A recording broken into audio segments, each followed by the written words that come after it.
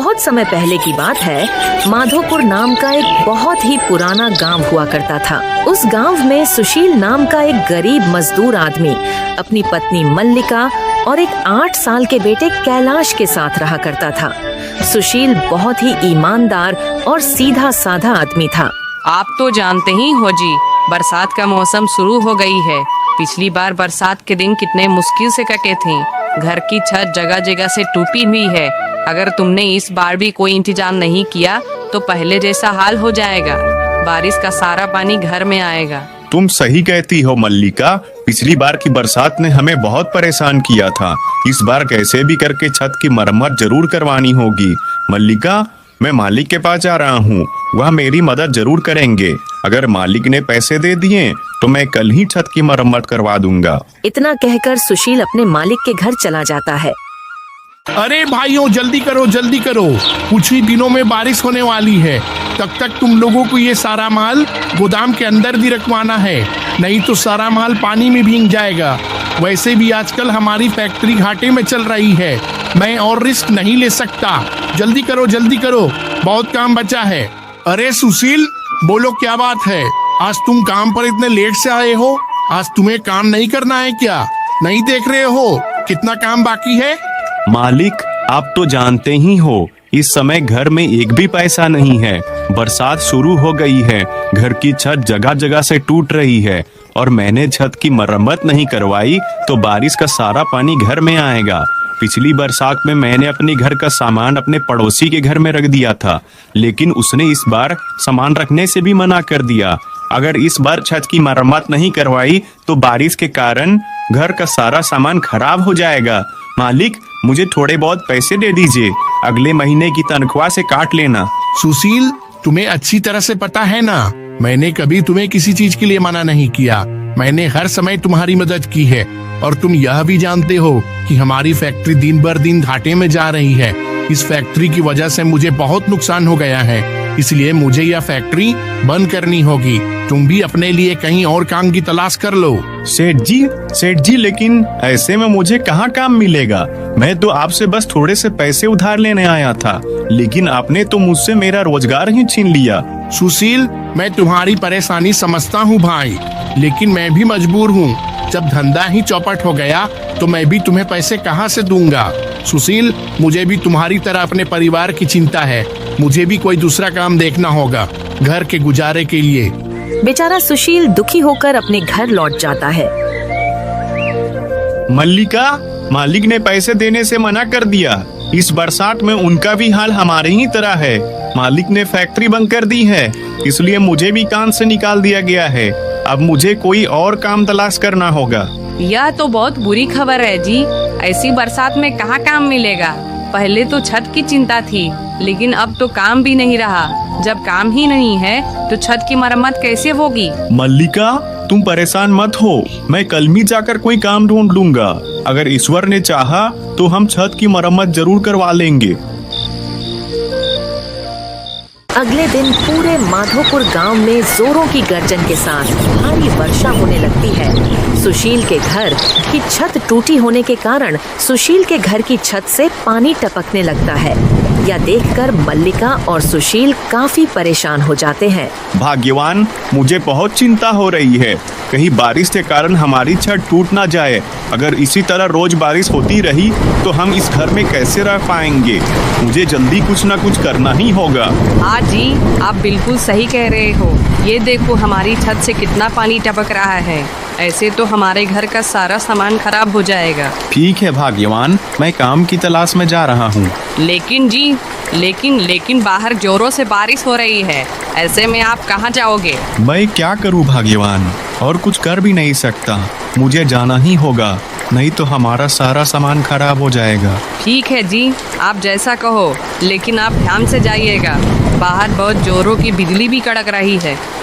फिर सुशील भारी वर्षा में छाता लेकर काम की तलाश में बाजार की ओर निकल जाता है। अरे आओ भाई आओ, ताज़ा ताज़ा मछली ले लो, बिल्कुल ही ताज़ा मछली है भाई। 120 रुपए किलो, 120 रुपए किलो। अरे ले लो भाई ले लो।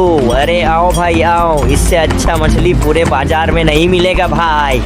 अरे ओ मछली वाले भैया, मछली कैसे किलो दे रहे हो भाई? अरे 120 रुपए किलो है भैया, आपको लेना है तो बोलो। अरे नहीं नहीं भैया, मुझे मछली नहीं चाहिए। मुझे बस ये बता दो, तुम्हारे पास कोई मेरे लायक काम है? मैं कर दूंगा भाई, मुझे काम की जरूरत थी। अरे भैया, मैं तुम्हें क्या काम दे सकता हूँ? मैं तो एक साधारण सा गरीब मछली वाला हूँ। मेरा तो खुद का घर का गुजारा बहुत मुश्किल से हो पाता है। मुझे माफ करना भैया, मेरे पास तुम्हें देने लायक कोई काम नहीं है। हाँ, अगर मुझे जरूरत होगी तो मैं आपको जरूर बता दूंगा, लेकिन अभी फिलहाल मेरे पास कोई काम नहीं है। अच्छा ठीक है मछली वाले भैया, कोई बात नहीं। इतना कहकर सुशील आगे बढ़ जाता है।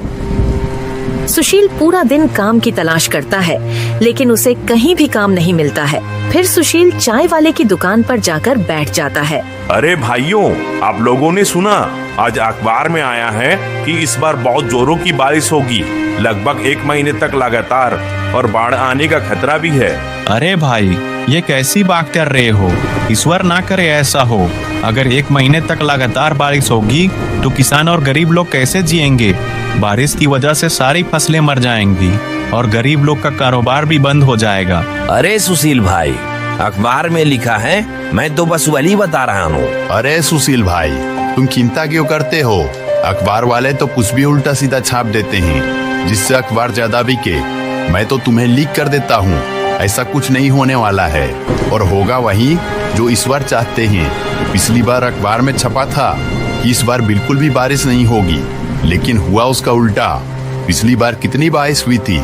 अरे मेरी तो दुकान भी चूने लगी थी, इसलिए अखबार में छपी बातों पे ध्यान मत दिया करो। मुझे लगता है तुम सही कह रहे हो, हमें अखबार की बातों पर विश्वास नहीं करना चाहिए, लेकिन हाँ, हमें होशियार रहना चाहिए ताकि अगर कुछ समस्या आए तो हम तैयार रहें। सुशील को उन दोनों आदमियों की बात अजीब लगती है, इसलिए वह वहाँ से उठकर अपने घर चला जाता है।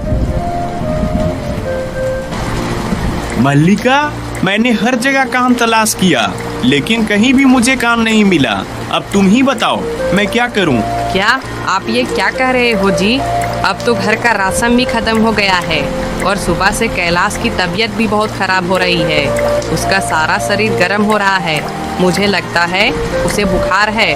तुम उसके लिए दवाई ले आओ। लेकिन मल्लिका, मेरे पास तो एक भी पैसे नहीं है, फिर मैं कैलाश के लिए दवाई कहाँ से लाऊं? जी, अगर कैलाश को इलाज नहीं मिला तो उसकी हालत और भी बिगड़ सकती है। तुम्हें जल्दी कुछ करना होगा। लेकिन मल्लिका, मेरे पास एक भी रुपया नहीं है, ऐसे में कैलाश के लिए दवाई कहाँ से लाऊं? हाँ, हम एक काम कर सकते हैं, चलो हम वासु के घर चलते हैं। वो मेरा बचपन का दोस्त है, वो मेरी मदद जरूर करेगा।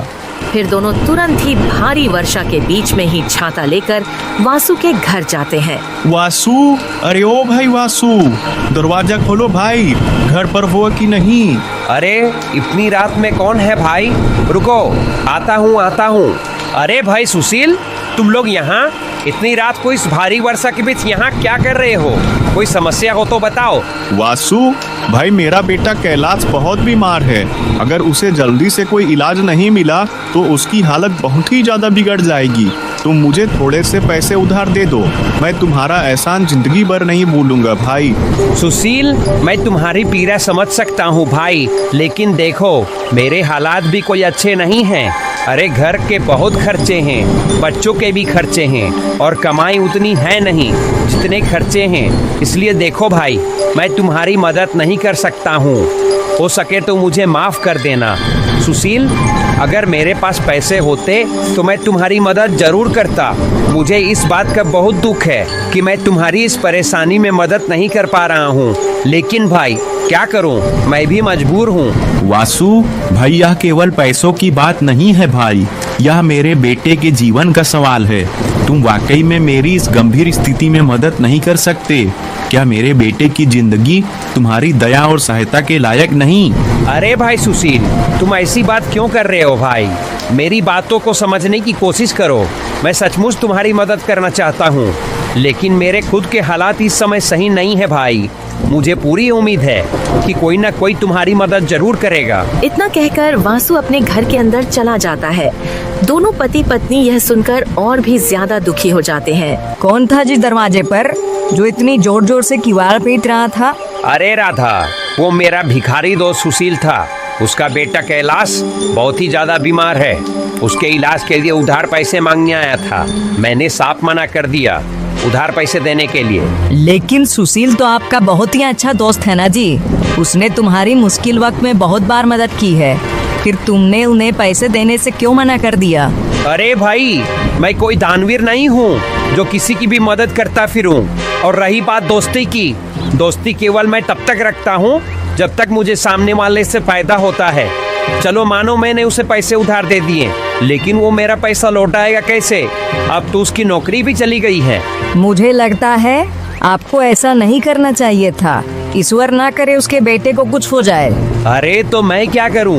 मैंने सबका ठेका ले रखा है क्या?